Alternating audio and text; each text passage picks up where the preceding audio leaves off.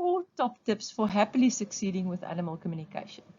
In this video, I'm going to share my top tips with you, approaches that have helped me tremendously on my journey. I'm laughing at that. In the 4th tip, I'll tell you about something that's happened to me that caused me to stop animal communication for a whole year. It was hectic. Hi, I'm Arinda. Welcome. I'm an animal communication coach and author of the book, The Delight Method of Animal Communication. Like you, I just love animals. I believe that we can create a world where animals and humans live in harmony. And I really look forward to that world. Okay, so the first approach is relax and apply some humor. Animal communication is such a wonderful microcosm of life. Some of us naturally have a more serious approach to life than others. And I know that I can be too serious, and then animals help me to lighten up. However, there is a lot of research that shows that there are many benefits to employing humor in our lives. A 2021 Very Well Mind article by Barbara Field, she listed the following benefits of laughter. It eases physical pain, boosts heart health, increases immunity, lowers stress, improves our memory, and enhances social connections. So yeah, I would love something that improves my memory, so I'm going to try and laugh as often as possible. In fact, the animals themselves have taught me to chill and not take things so seriously. And Atos is so cute. I just laugh when I see him. Not at him, of course, with him. Because anyways, and one day I was driving and I saw a dead ginger cat next to the road. And I sent him a blessing because I felt so very sorry for him. And he burst out laughing. In fact, he was laughing his little furry ass off at me.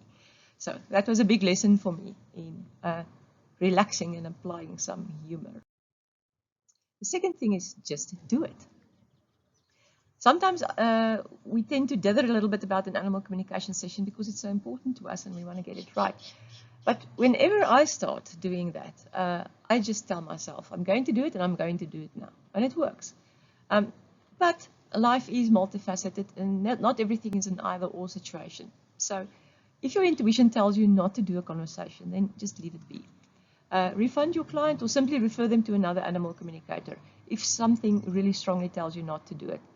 Once or twice I've made the mistake of knowing that I shouldn't take on a case and then doing it anyway.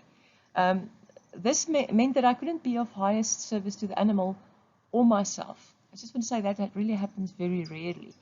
99.9% of the time, the just do it approach really works for me. Something else that helps me a lot is just finding the time that works for me.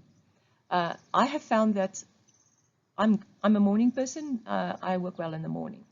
I found that I've scheduled the conversations with the animals for the morning also, then I'm asleep and I don't have time to get worked up or have the what-ifs go through my head or even start that monkey chatter in my head.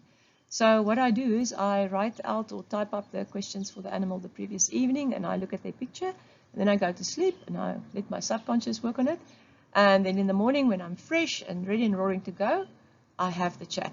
Also, Dr. Bruce Lipton, I'm a big fan, he's pointed out that our brains are naturally in a theta state when we wake up. So I know that I'm already in the right space for a communication session. And in a moment, I'll tell you what's more important to me, being right or being of service.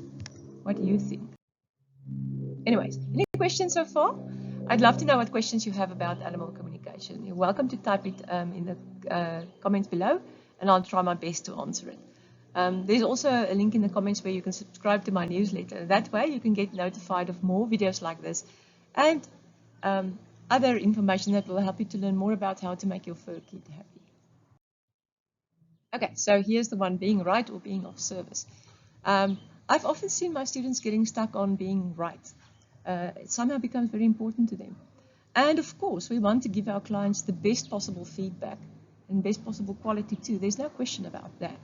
However, in my life, the need to be right has held me back so much. I've worried and stressed so much about being right that I've actually stopped communicating with animals for a whole year. And that was a year of missing out, I must say. What happened is that people asked me if their cat who had disappeared was dead.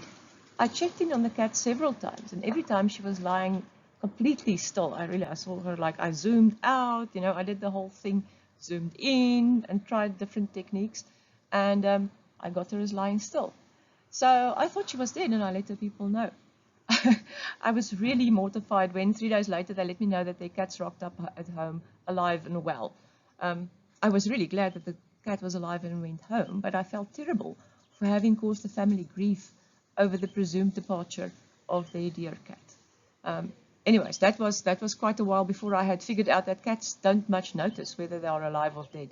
It just really doesn't make such a difference to them. Anyway, so eventually I realized that I'm not being of service to animals if I do nothing. And that imperfect action is actually much better than perfect inaction. I also realized that I've been completely unrealistic about having to be 100% right all the time. And when I ask myself the question, what doctor or veterinarian, or, well, frankly, somebody in any profession has a 100% success rate. So why did I expect a 100% success rate for myself with animal communication? And then it came down to a choice for me. I could do something and be of service to animals, or I could do nothing out of fear that I will fail a small percentage of the time. So I decided I'd rather do something.